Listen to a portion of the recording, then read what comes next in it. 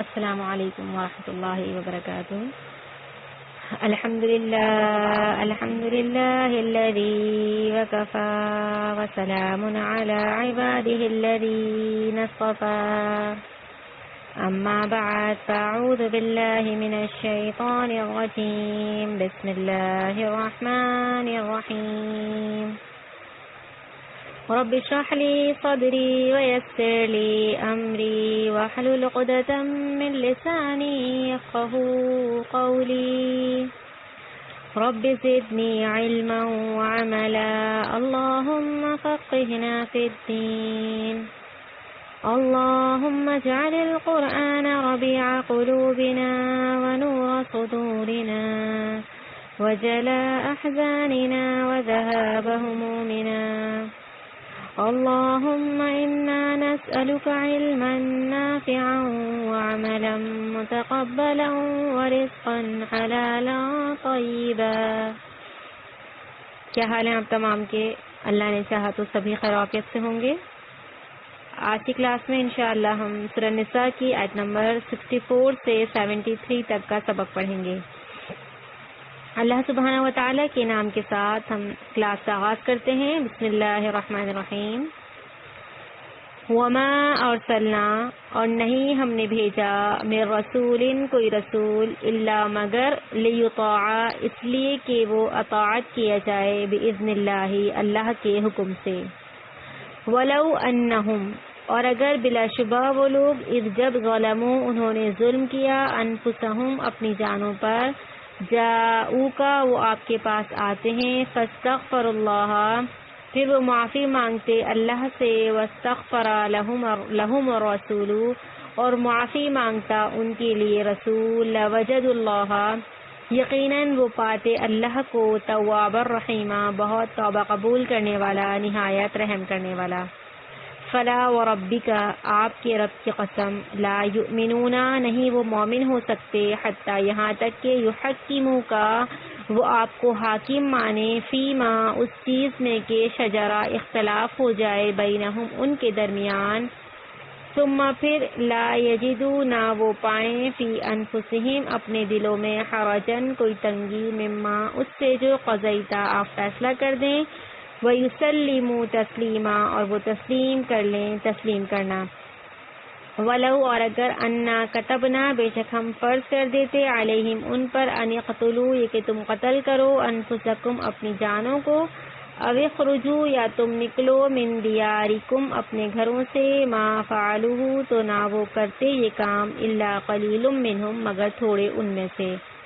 وَلَوْ أَنَّهُمْ، اور بلا شبہ اگر وہ، فعلوا، کر لیتے، ما یوعظون، وہ کہ وہ نصیحت کی جاتے ہیں، بھی، اس کی، لکانا، تو ہوتا، خیرا لہم، بہت بہتر ان کے لیے، واشد تثبیتا، اور زیادہ ثابت قدم رکھنے والا۔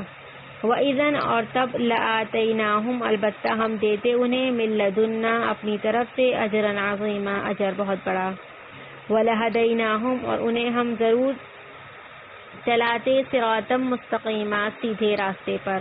وَمَن يُطِعِ اللَّهَ وَالرَّسُولَ، اور جو کوئی اطاعت کرے اللہ اور رسول کی، فَأُولَئِکَ، تو یہ لوگ، مع الذین، ساتھ ہوں گے ان لوگوں کے، انعم اللہ، انعام کیا اللہ نے، علیہم، ان پر، من النبیین، نبیوں میں سے، والصدیقین، اور صدیقوں میں سے، والشہداء، اور شہیدوں سے، والصالحین، اور صالحین میں سے، وحسن اولئک رفیقا، اور اچھے ہیں یہ لوگ رفیق کے طور پر۔ ذالک الفضل من اللہ، یہ فضل ہے اللہ کی طرف سے، وکفی باللہ علیما، اور کافی ہے اللہ خوب جاننے والا۔ یا ایھا الذین، اے لوگو جو آمنو، ایمان لائے ہو، خذو، تم لے لو، حذرکم، اپنے بچاؤ کا سامان، فانفروا، پس تم نکلو، ثباتن، گروہ در گروہ، او انفروا، یا تم نکلو، جمیعاً، اکٹھے۔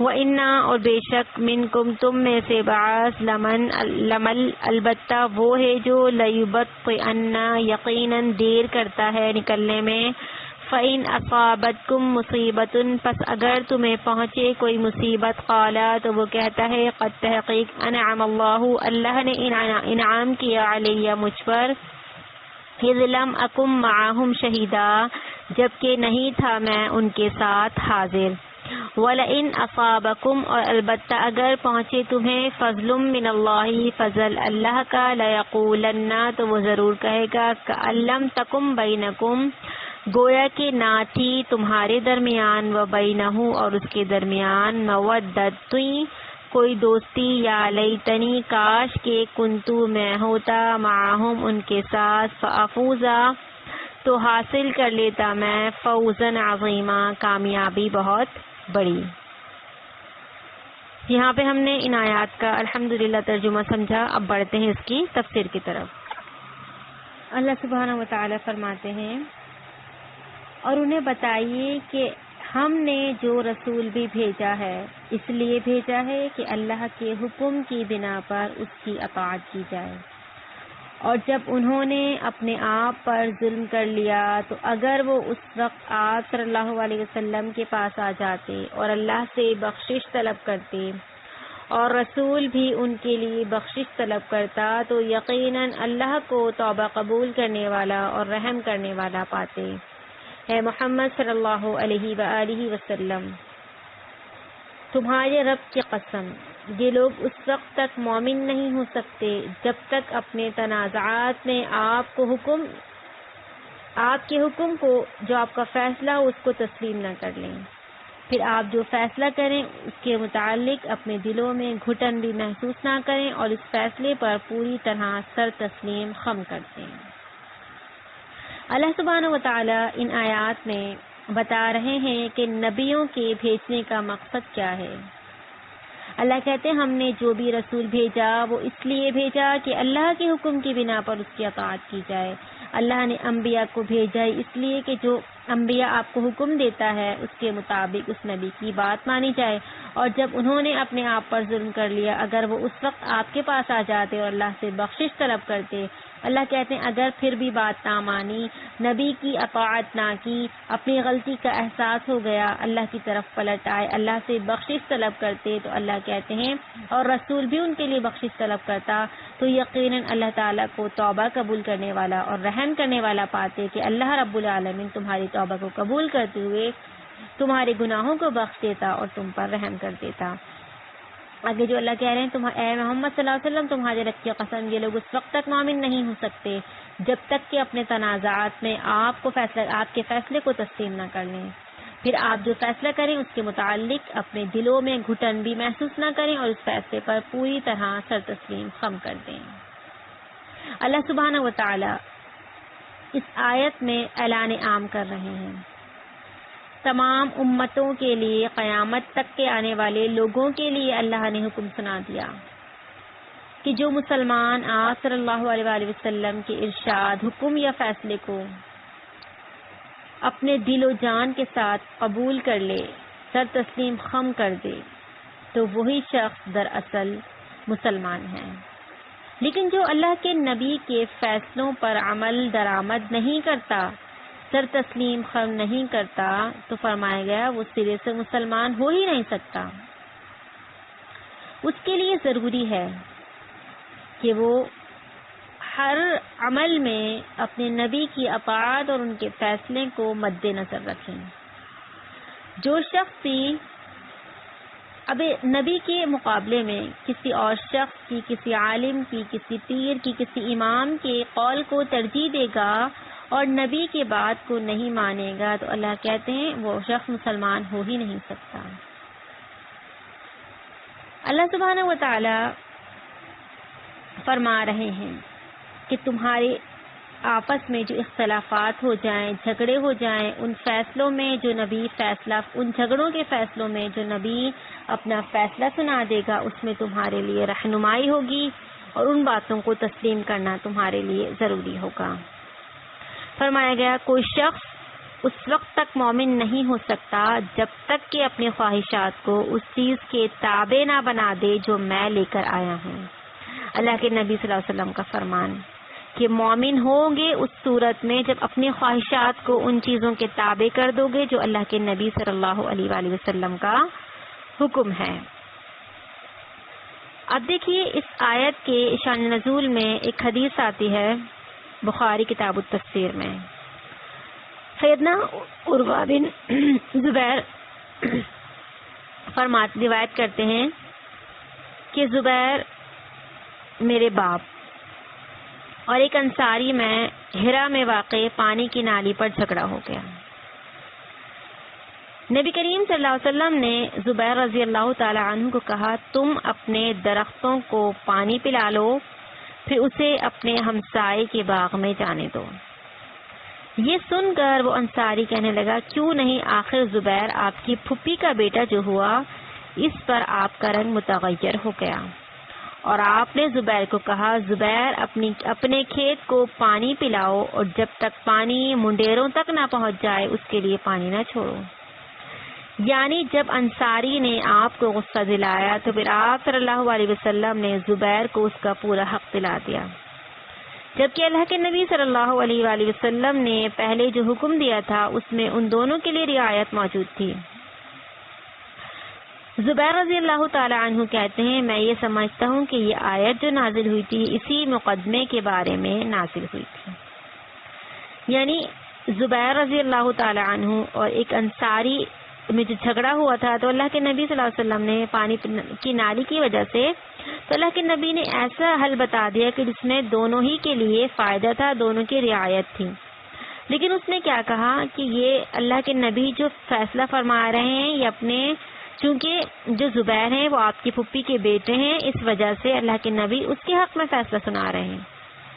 تو اللہ نے یہ آیت نازل کر کے بتا دیا کہ دیکھو نبی جو بھی تمہیں حکم دے دے، اللہ نے صاف اعلان عام کر دیا، اے محمد صلی اللہ علیہ وسلم تمہارے رب کی قسم، یہ لوگ اس وقت تک مومن نہیں ہو سکتے جب تک کہ اپنے تنازعات میں آپ کے فیصلوں کو تسلیم نہ کر لیں، پھر آپ جو فیصلہ کریں اس کے متعلق اپنے دلوں میں گھٹن بھی محسوس نہ کریں اور اس فیصلے پر پوری طرح سر تسلیم خم کر دیں۔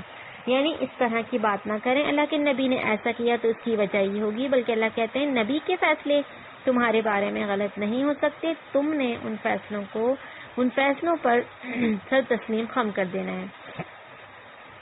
فرمایا، اور اگر ہم ان پر واجب کر دیتے کہ وہ اپنے آپ کو قتل کریں یا اپنے گھروں سے نکل جائیں تو ماں سوائے چند آدمیوں کے ان میں سے کوئی بھی ایسا نہ کرتا۔ اگر وہی کچھ کر لیتے جو انہیں نصیحت کی جاتی ہے تو یہ بات ان کے حق میں بہتر اور زیادہ ثابت قدمی کا موجب بن جاتی ہے۔ اللہ کہتے ہیں، یعنی ایسے منافقین جو اللہ کے نبی صلی اللہ علیہ وسلم کے فیصلے کو قبول کرنے پر آمادہ نہیں، اگر ہم کسی بنا پر ان پر قتل واجب کر دیتے جیسا کہ بچھڑا پوجنے والوں پر واجب کیا تھا، یا ہم انہیں یہاں مدینے سے کسی اور جگہ نقل مکانی یا ہجرت کو کرنے کو کہہ دیتے تو اس قسم کی قربانی یہ لوگ کیسے بجا لا سکتے تھے؟ اللہ کہتے ہیں، اگر اللہ اور اس کے رسول کے احکام کے سامنے سے تسلیم خم کر دیتے تو ان کی منزل مقصود قریب تر ہو جاتی، ان کے لیے فائدہ ہوتا، دنیا میں بھی انہیں باوقار زندگی نصیب ہوتی اور آخرت میں بھی ان کے لیے بڑے اجر پائے جاتے۔ یعنی اللہ بتا رہے ہیں کہ اگر نبی کی باتوں کو، نبی کے فیصلوں کو، نبی کی اطاعت کرنے لگ جاؤ گے، تمہاری دنیا بھی سنور جائے گی اور تمہاری آخرت بھی سنور جائے گی، تمہارے لیے بہت اچھا ہوگا۔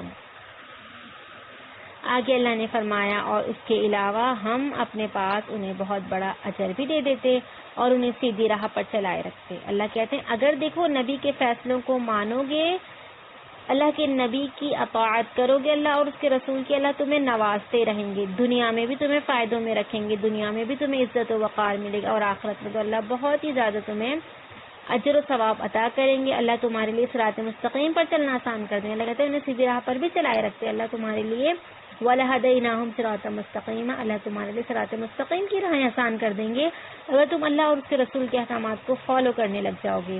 اور جو شخص اللہ اور اس کے رسول کی اطاعت کرتا ہے تو ایسے لوگ ان لوگوں کے ساتھ ہوں گے جن پر اللہ نے انعام کیا ہے، یعنی انبیاء، صدیقین، شہداء اور صالحین کے ساتھ، اور رفیق ہونے کے لحاظ سے یہ لوگ کتنے اچھے ہیں۔ اب اللہ نے فرما دیا، جو شخص اللہ اور اس کے رسول کی اطاعت کرے گا تو ان لوگوں کو کیسے لوگوں کا ساتھ نصیب ہوگا جن پر اللہ نے انعام کیا۔ اب ہم یہاں پہ سمجھتے ہیں منعم علیہم کون ہے، یعنی وہ لوگ کون ہیں جن پر اللہ کا انعام کیا گیا۔ اس آیت میں اللہ سبحانہ و تعالی نے 4 قسم کے لوگوں کا تذکرہ فرمایا ہے کہ جو فضیلت اور درجے کے لحاظ سے بلند تر مقام رکھتے ہیں۔ نمبر 1 اللہ نے فرمایا انبیاء۔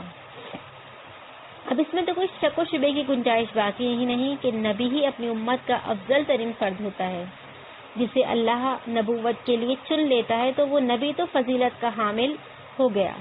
نمبر 2 جو اللہ نے تذکرہ فرمایا وہ صدیقین یعنی صدیق۔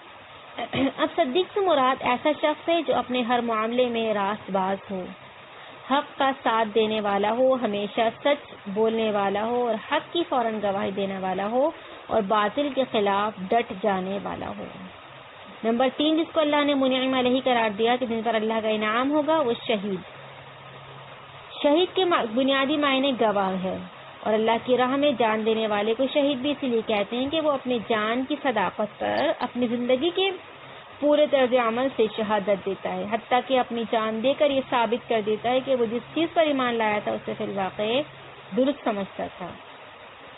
پھر اللہ نے صالحین کا نام لیا، والصالحین اور صالحین کے ساتھ ہوں گے، تو صالح سے مراد ایسا نیک آدمی جس کے ہر عمل اور حرکت سے اس کی نیکی ظاہر ہوتی ہو اور اپنی پوری زندگی میں نیک رویہ رکھتا ہو۔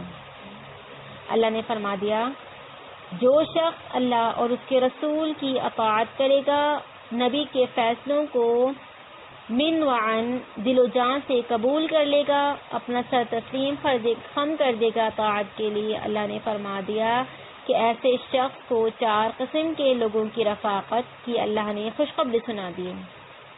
اللہ کہتے ہیں اللہ رب العالمین انہیں ان کے اعمال کا بدلہ دے رہا ہے اپنا فضل کے ساتھ، کہ اللہ ان کو اجر بھی دے رہا ہے اور اپنا فضل بھی ان پہ کر رہا ہے کہ اللہ تعالیٰ ایسے نیک 4 لوگوں کی، انبیاء، صدیقین، شہداء اور صالحین کی رفاقت یعنی ان کا ساتھ بھی اللہ قیامت کے دن ان کو نصیب فرما دے گا۔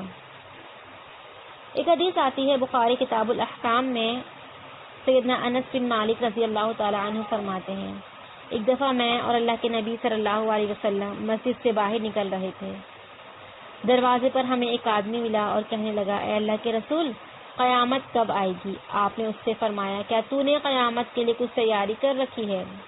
وہ تھوڑا جھیپ سا گیا اور کہنے لگا اے اللہ کے رسول میں نے تو نہ کچھ لمبے چوڑے روزے رکھے ہیں، نہ نماز ہے، نہ صدقہ ہے، البتہ یہ بات ضرور ہے کہ میں اللہ اور اس کے رسول سے محبت بہت زیادہ رکھتا ہوں۔ آپ نے فرمایا قیامت کے دن اسی کے ساتھ ہوگا جس سے محبت رکھتا ہے۔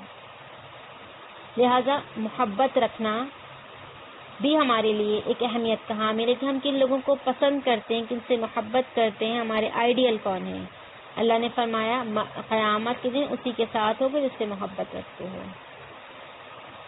سیدہ عائشہ فرماتی ہیں، بخاری کتاب التفسیر کی حدیث ہے، آپ نے فرمایا ہر نبی کو اس کے مرض میں اختیار دیا جاتا ہے، چاہے تو دنیا میں رہے اور چاہے تو آخرت کو پسند کر لے۔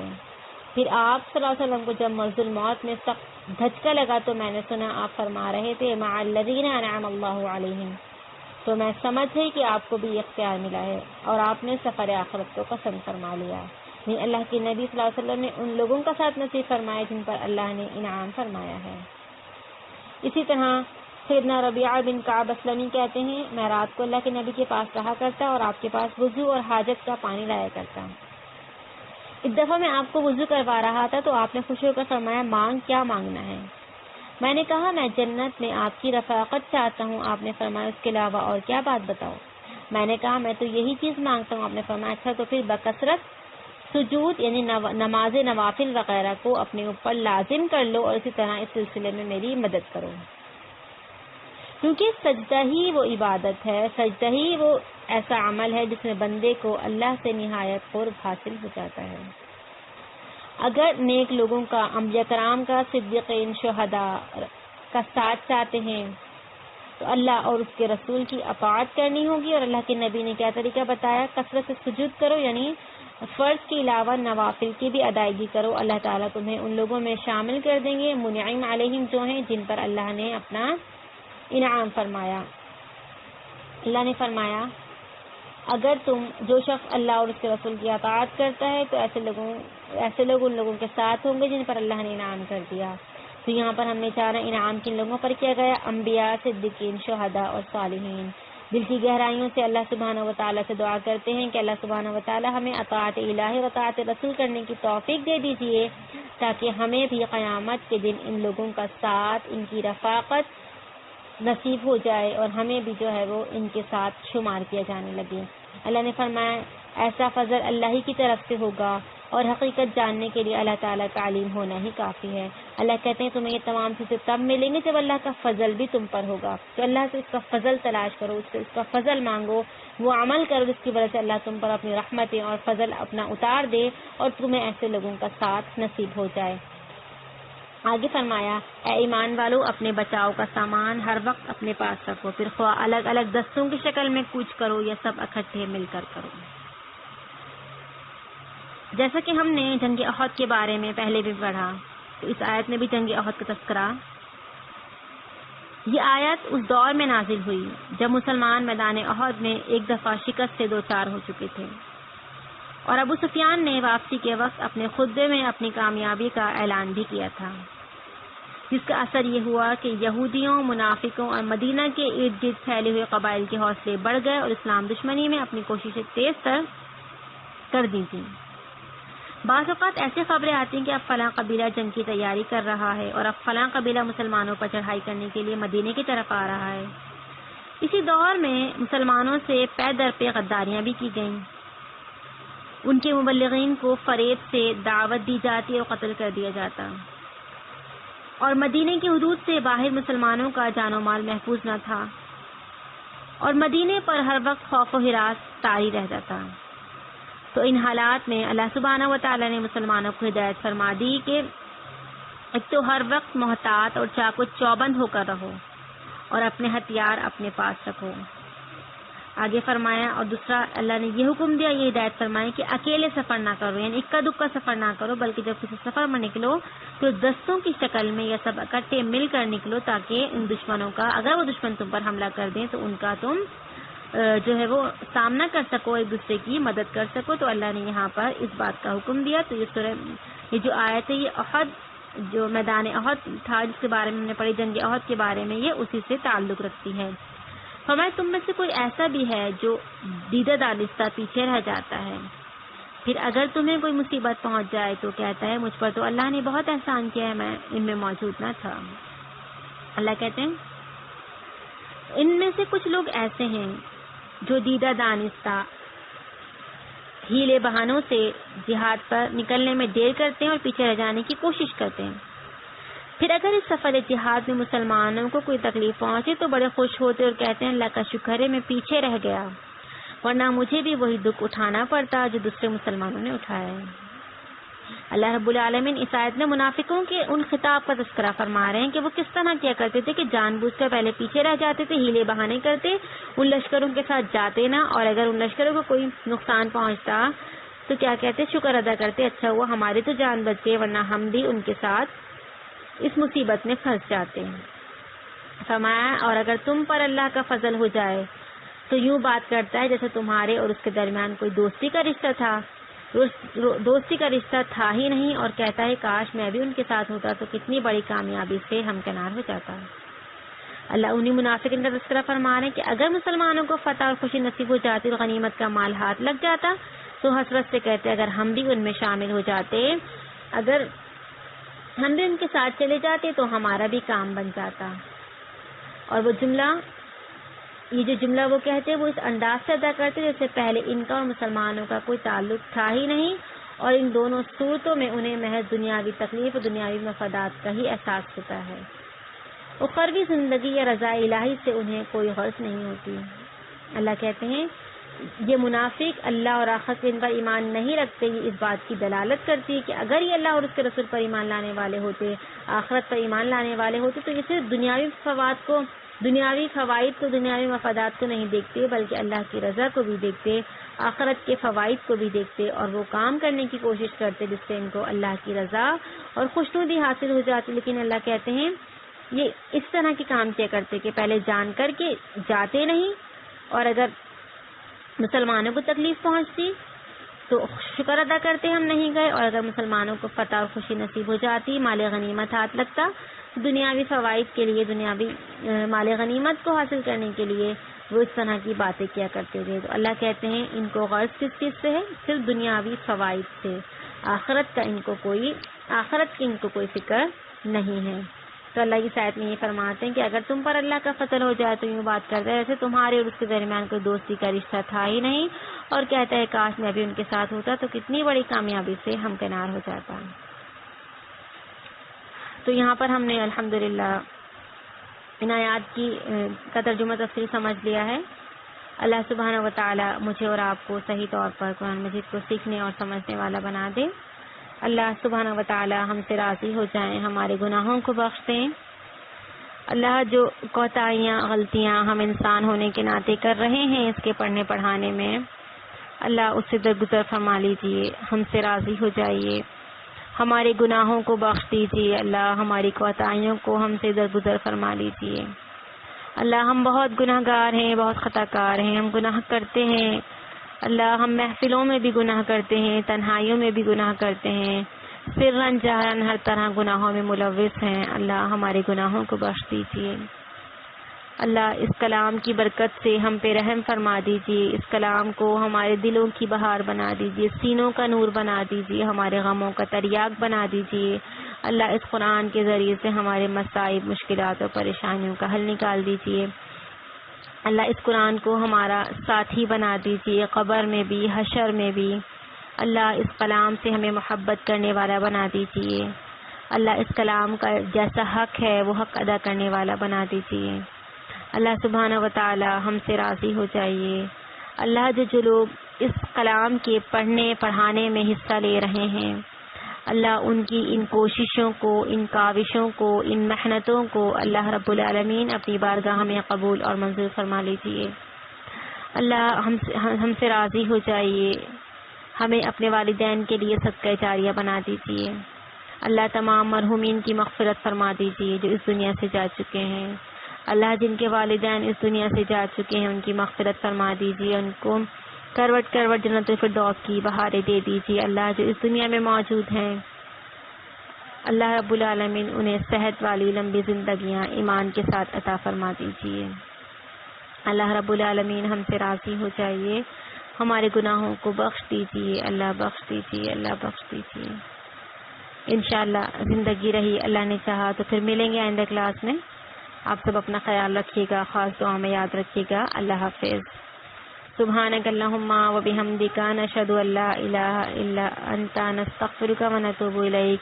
وصلی اللہ تعالی علی خیر خلقہ محمد و آلہ و صحبہ اجمعین برحمتک یا ارحم الراحمین. السلام علیکم و رحمۃ اللہ وبرکاتہ.